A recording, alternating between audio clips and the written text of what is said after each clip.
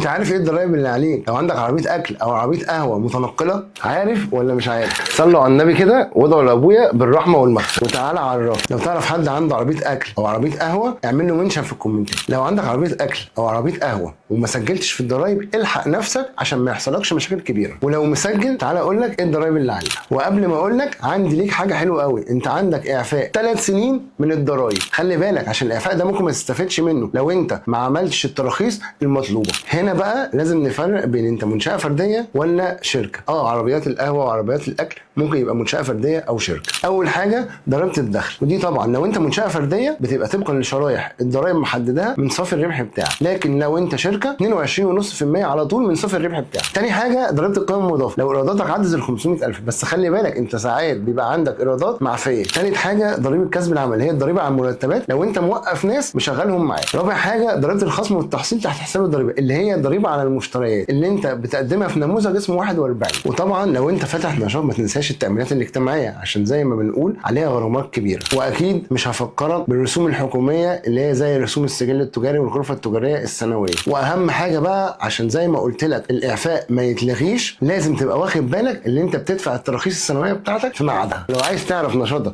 ايه الضرايب اللي عليك وبتتحاسب ازاي اكتب لي في الكومنتات.